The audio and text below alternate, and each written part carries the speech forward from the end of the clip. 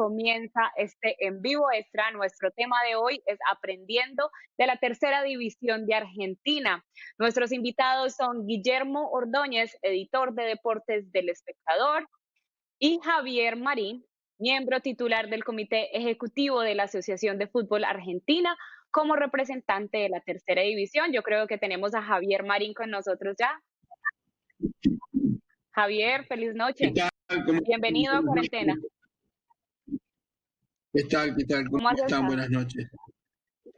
Javier, yo sé que ya estamos más o menos a las 12 de la noche en Argentina. ¿Los estamos haciendo trasnochar?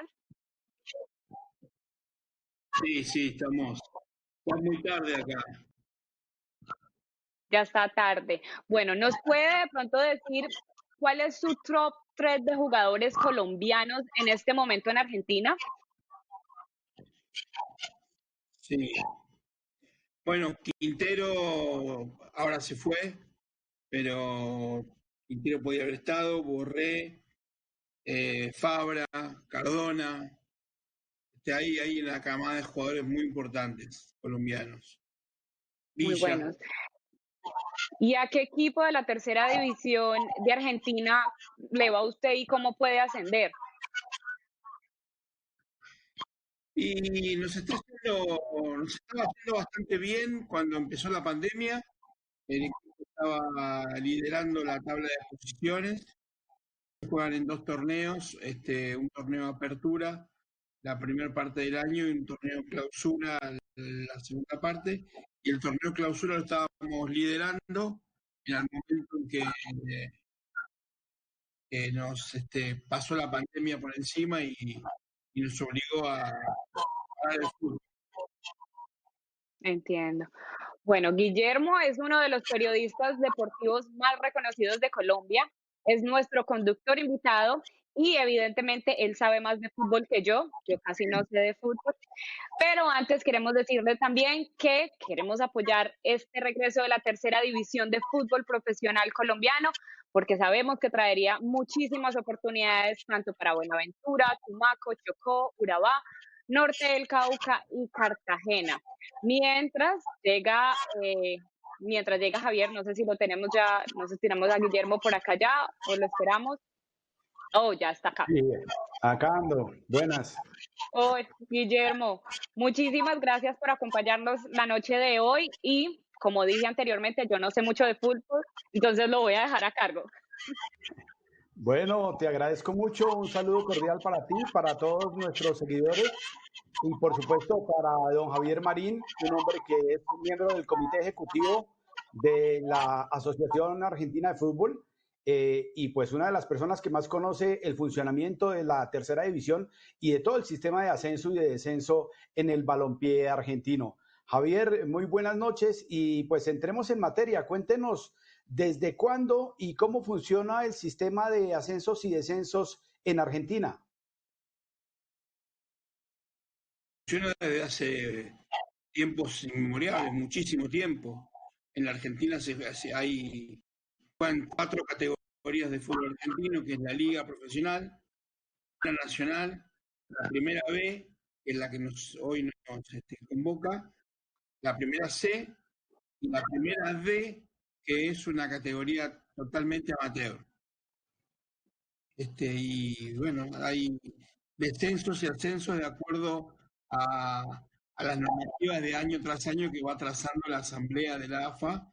En algunas oportunidades ha habido más ascensos y en algunas oportunidades menos, de acuerdo a distintas estructuras que se han armado. ¿De qué entidad depende, por ejemplo, la tercera división, Javier? Acá en Colombia, por ejemplo, las ligas profesionales dependen de una división que es la DIMAYOR, que es la división del fútbol profesional colombiano. Pero todo el fútbol en general depende de la federación y el fútbol aficionado de la eFútbol. ¿Cómo funciona eso allá en Argentina? Todo depende de la AFA. Todo depende de la Asociación del Fútbol Argentino. La Liga Profesional, la Primera Nacional, la B, la C, la D, todo depende del fútbol argentino. El fútbol del interior, como se le llama acá, que nuclea 220 ligas, 3.500 clubes diseminados por todo el interior del país, se nuclea a través del Consejo Federal, que es un ente autárquico, también depende de la Asociación de Fútbol Argentino. Ujú. ¿Y hasta qué categoría se puede hablar de fútbol profesional? Es decir, de futbolistas que viven de un salario, que pueden recibir un salario. Acá en Colombia, por ejemplo, tenemos solamente los de primera división y los de segunda, pero de ahí para abajo todos son futbolistas aficionados que no reciben ningún salario por la profesión que están cumpliendo finalmente. Hay 3 categorías que son netamente profesionales, que es la Liga Profesional, la Primera Nacional, que es la segunda categoría, y la Primera B, que es la categoría. La Primera C, que es la cuarta categoría, es un sistema mixto, donde convergen jugadores profesionales y jugadores amateurs.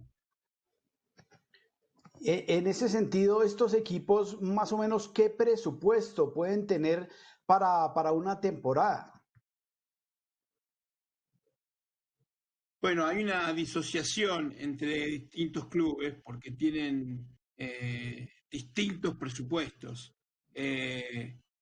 Por ejemplo, el club que yo represento está en la tercera categoría del fútbol, que es el Club Acasuso. Acasuso. Está aproximadamente en unos 120.000 dólares por año. Javier, y sus futbolistas, imagino yo que tienen que cumplir con otro tipo de actividades para llevar el sustento a sus hogares. No pueden dedicarse solamente al fútbol. ¿Cómo lo hacen? ¿En medio tiempo trabajan, medio tiempo entrenan o se dedican solamente al fútbol? Y en las primeras dos categorías, la Liga Profesional y la Primera Nacional, son casi exclusivamente jugadores de fútbol profesionales y no hacen otra cosa. Ya en la Primera B Metropolitana, que es la tercera categoría, eh, sí puedes encontrar casos de jugadores que hagan trabajo extra en otros horarios, en muy pocas ocasiones. Y en el caso de esas categorías menores o de ascenso que no tienen deportistas profesionales, ¿qué tanto apoyo tienen? ¿Qué tantos patrocinios? Categorías es la propia asociación, porque acá hay un sistema de derecho de televisión que es un sistema de reparto solidario. Acá los principales clubes de la primera división son son las locomotoras del fútbol argentino, Libre, Independiente, Racing, San Lorenzo, y son los que más generan. Entonces, cuando se venden los derechos, la AFA hace un reparto de manera tal que a todas las categorías les corresponde una parte. En el caso de la tercera categoría, que es la primera B, tiene un contrato de televisación propio para televisar los partidos de su categoría. Y eso ayuda bastante a generar muchos recursos, que es hoy el principal ingreso de los clubes de la primera B metropolitana. En el caso de un club como el suyo, el Acasuso, ¿tienen apoyo de los medios de comunicación? ¿Qué tanta es la fanaticada que los sigue? Sí, a ver, los medios de comunicación no le prestan tanta atención a, a la tercera categoría. Tenemos, sí, canales de deporte específicamente más presencia, porque tenemos contratos de derechos directamente con una empresa que tiene muchos programas y ahí tenemos presencia en esos canales de deporte. Javier, y en la tercera categoría, ¿cuántos clubes hay en total en todo el país? ¿De cuántos deportistas podríamos estar hablando más o menos? En la categoría, en la primera B metropolitana, hay 18 equipos en este momento. Hubo momentos que ha habido 20, hubo momentos que ha habido 21. En este momento hay 18 equipos y hay más o menos alrededor de 30 profesionales por equipo, más o menos, aproximadamente. Lo que la primera gana equipara con el torneo federal A, que es un torneo del interior del país. Los campeones del torneo federal y los campeones de la primera B metropolitana ascienden a la primera nacional, es la segunda categoría. En ese caso, en el federal sí hay, como te digo, y convergen aproximadamente unos 30 y pico de clubes diseminados en todo el territorio nacional. Es decir, que estamos hablando aproximadamente de no menos de 6 o 7 categorías en las que hay ascensos y descensos. Sí, si contamos los del Consejo Federal, sí, claro. Sí, sí. Sí, en la estructura propia de la AFA mismo, digamos, lo que somos clubes afiliados directamente, como se le dice acá, tenés 4 categorías que todos los años producen ascensos y descensos. Una categoría que la chiquita de todas, que es un equipo que termina como en la tabla, termina perdiendo a la afiliación un año, descansa un año y después rompe el siguiente. Pues Javier, yo lamento contarle que acá en Colombia, eso usted lo debe saber ya, pero acá en Colombia nosotros tenemos 36 equipos, 20 de primera división, 16 de segunda división, y es en las únicas 2 categorías en las que hay ascenso y descenso. De hecho, en la segunda división los equipos, así queden de últimos, no descienden a una tercera división. Y precisamente quería transmitirle una pregunta que nos hace Andrés Felipe Guapacha, que es un exfutbolista, se convirtió en abogado, es entrenador y ahora es el presidente de la Asociación Colombiana de Clubes de Fútbol Aficionado. Precisamente él dice, ¿qué opina usted de que en Colombia un equipo de la segunda categoría, es decir, de la B, quede último en el torneo y no descienda, no tenga ningún castigo?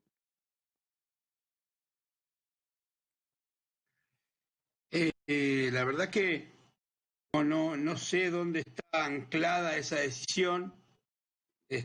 No conozco los pormenores ni los matices por cuál se toma esa decisión y mal podría yo hacer en dar una opinión desde el desconocimiento. Lo que sí digo es que tendría mayor atractivo que pueda haber descensos y ascensos de la tercera categoría hacia la segunda y un ida y vuelta permanente, eso le daría más dinámicamente.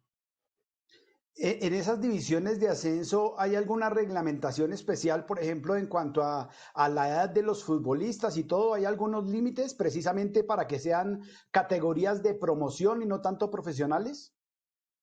Eso es la última categoría, la primera D. Sí, está eso determinado. Javier, en su experiencia, ¿qué tanto puede ayudar a una región, a una pequeña ciudad, tener un equipo de categoría C, de categoría D? ¿Eso ayuda a desarrollar a toda la región en general? Eso ayuda a desarrollar el fútbol propiamente dicho, como deporte. El fútbol es un deporte que incluye, es un deporte de inclusión y favorecería mucho, obviamente, y también a la actividad deportiva profesional. Parece que sí será positivo para la comunidad distrital y bien para los propios clubes, también para los propios clubes de la liga profesional, de la primera división, porque ahí se genera una cantidad de jugadores enormes que necesitan también algún tipo de rodaje para llegar a la elite. Me parece que sería positivo. Javier, acá en Colombia hay dos proyectos que están tomando mucha fuerza, que van encaminados a que se implemente la tercera división, incluso se ha hablado de la cuarta o de la quinta, y la Liga Femenina 2, es decir, la segunda Liga Femenina. Un proyecto de esos nace en el departamento de Antioquia, se llama Fútbol Naranja, y hay otro del que ya le hablaba que es liderado por los clubes de fútbol aficionado. ¿Qué consejo le daría usted a los dirigentes de estas asociaciones, a estas dos propuestas, para poder implementarlas y hacerlas viables, no solamente en la parte económica, sino también en la logística y en la parte política, que también es muy importante? Sí, a ver, no me permitiría dar un consejo, sí una opinión que sería muy positivo, como dije antes, y que intenten de todas maneras darla para que esto se pueda llevar adelante, porque como dije hace unos minutos, es muy positivo para las regiones, es muy positivo para los clubes, es muy positivo el fútbol como elemento transformador de integración social. Me parece que el fútbol tiene herramientas y llega a lugares donde no llega ni la política ni la religión. El fútbol tiene una pasión muy particular, al menos se vive de esta manera acá en mi tierra, y, y es una oportunidad única de transformación. Me parece que sería extraordinario que pase. ¿Cuál es ese factor o qué es lo que tiene especialmente el fútbol en Argentina para que sea parte de la vida misma, no solamente de los hombres, sino también de las mujeres y de las personas de la tercera edad, de los niños? ¿A qué le atribuye usted esa pasión tan grande? Bueno, es una pasión que heredamos con el tiempo, que tiene que ver con nuestro barrio, con nuestra tierra, con nuestros orígenes, con nosotros mismos. Acá la gente respira fútbol todo el día, acá la gente está pendiente, está pendiente, hay una cantidad enorme de programas de televisión, de radio, medios escritos que están todo el tiempo escribiendo y hablando y televisando fútbol permanentemente. El fútbol acá se respira a diario y es, como te dije, una pasión ilimitada. Me parece que es un, es un fenómeno global el fútbol, no solo en la Argentina. Me parece que está pasando en todo el mundo esto. Eh, de, de 100 personas que están dedicadas al deporte en la Argentina, el 70% practica fútbol de forma amateur, de forma eh, familiar, en forma individual, pero el 70% está volcado al fútbol.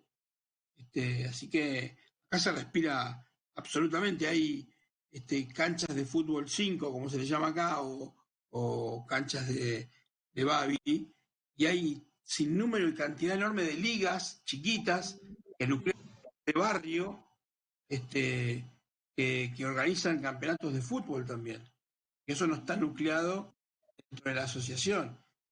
Nuclea lo que es el futsal, ¿sí? Eso también creció enormemente en la Argentina, muchísimo. Es una Ujú. actividad de techo. Javier, está claro que la AFA apoya incondicionalmente el fútbol de las primeras categorías y todo eso, pero ¿qué tanto se la juega por las divisiones y las categorías de ascenso? Que eso, pues usted es uno de los alíes de esa lucha.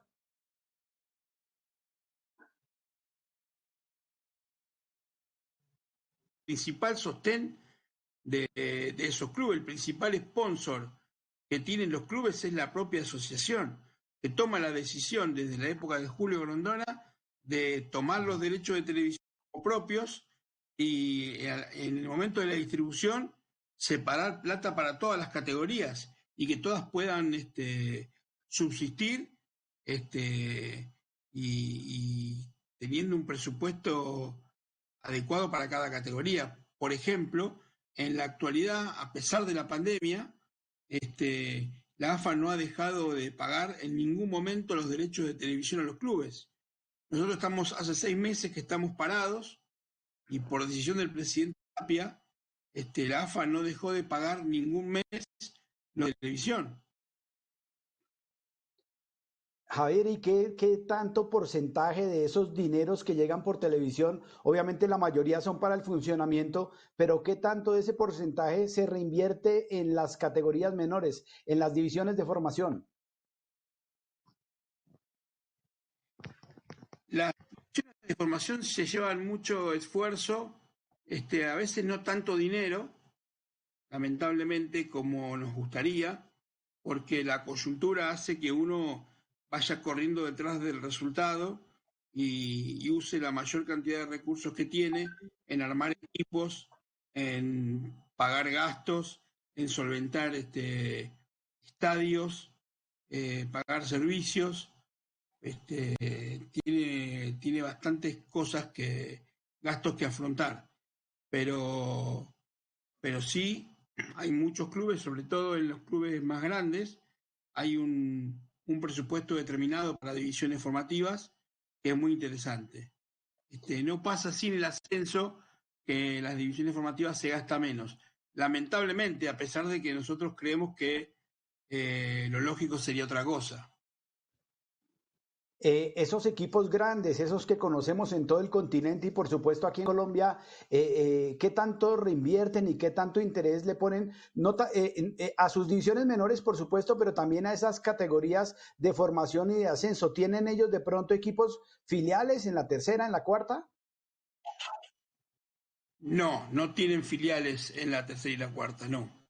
No, han celebrado algunos casos, convenios de reciprocidad, pero no tienen filiales. No está permitido en la Argentina ese tipo de estructura. Y en el caso, te decía, de los clubes grandes, por ejemplo, para un club grande como Boca o River o Racing o San Lorenzo o Independiente, la plata que percibe de derechos de televisión ronda más o menos el 7% de su presupuesto. Solamente el 7%, que seguramente eso va a las divisiones formativas. En el caso de los clubes de ascenso, lo que percibimos de derechos de televisión viene a ser aproximadamente el 80% de nuestro presupuesto. Entonces, Javier,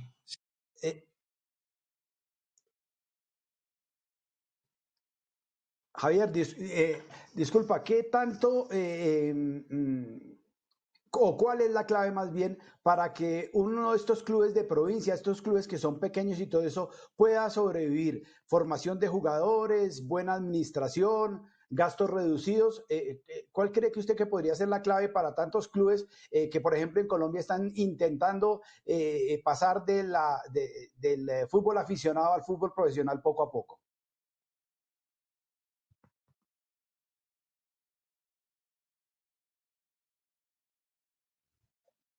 ¿Por qué? Porque tiene que hacerse cargo y enfrentar una serie de obligaciones impositivas bastante onerosas e importantes. En la Argentina, la presión tributaria, como se le dice acá, a la cantidad de impuestos que hay, es bastante grande y bastante costosa. También venimos también por en los últimos 4 años de un gobierno que no le dio tanta importancia al fútbol o al deporte y, y los clubes fueron tratados como si fueran empresas multinacionales, pagando el valor de los servicios, como la energía eléctrica, el gas, los clubes de valores dolarizados. Entonces se hizo muy difícil todo el tiempo. Bueno, estamos tratando de recuperar todo ese espacio que fuimos perdiendo. Es muy difícil subsistir en una categoría profesional. No alcanza con ser ordenado, no alcanza con restringir gastos, hay que estar permanentemente generando recursos porque uno va permanentemente corriendo detrás de las necesidades. y no solo eso, sino también, aparte uno quiere armar un buen equipo, quiere salir campeón, quiere contratar al mejor 9. Eso es lo que pasa habitualmente. Uno se mete en esto y se hace carne en un club para verlo triunfar a su club. Nadie da una vuelta olímpica por un balance. Nadie festeja las cuentas en orden. La gente va a festejar un campeonato, un ascenso. La gente, la pasión de la que te hablaba, la gente llora cuando su equipo hace un gol, cuando nuestro equipo va superando metas. A la afición mucho no le llama la atención lo ordenado que pueda estar un club económicamente, sino el éxito deportivo que tenga. Y no la critico, es lo que pasa. Si yo no fuese dirigente y fuese solo aficionado de mi club, iría a la cancha todos los sábados que mi equipo gane. Y no que el bordeló de la boletería haya quedado más plata. Javier, ¿qué tan desagradecida es la profesión del dirigente deportivo precisamente? No todos los clubes son el Real Madrid, no todos tienen mucho dinero y la mayoría de los dirigentes y sobre todo los de las categorías menores y todo eso lo hacen por amor al arte y por esa pasión de la que usted habla. ¿Es realmente esta una profesión desagradecida? Sí, absolutamente sí. Pero uno cuando se mete en esto sabe a dónde se mete. Uno sabe que cuando va a optar por ser dirigente de fútbol, sabe que se está metiendo en un terreno sinuoso y no puede alegar desconocerlo, pero sí es desagradecida. Y también es desagradecida para los clubes grandes y ricos. También acá hay frases históricas que campeones salen los jugadores y al descenso se van los dirigentes. Los jugadores son ídolos por toda la vida, ascienden, salen campeones, la gente se tatúa, se hace el tatuaje del 9 del equipo y lo lleva por siempre. No hay nadie que se tatúe el logo de un dirigente. Es Claro, muy... Javier. Claro, Javier, pero también algo muy bueno debe tener porque finalmente, a pesar de todos esos puntos negativos, el dirigente sigue ahí y se mantiene, ¿no? Porque es hincha del club, porque en algún momento da un paso adelante como para hacer algo.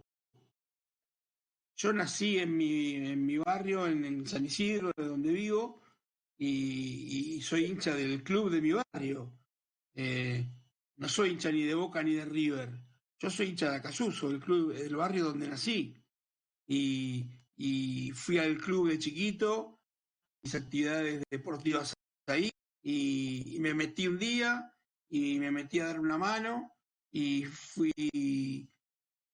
boletero, fui ayudante de utilería y estuve en el buffet, estuve laborando, fui dirigente y hasta y no me di cuenta y era el presidente del club. Y eso, bueno, me llevó después a la acción. Uno se mete en su club, porque uno dice, no sé, trajeron a este muerto por un jugador, trajeron a este burro, y yo traería a otro. Y entonces, ¿cómo hace para traerlo? Uno se tiene que meter, se tiene que involucrar, tiene que participar, y bueno, así uno termina metiéndose, participando y dejando de lado tiempo, plata, familia, pero uno lo hace con gusto. Esto es parte de la...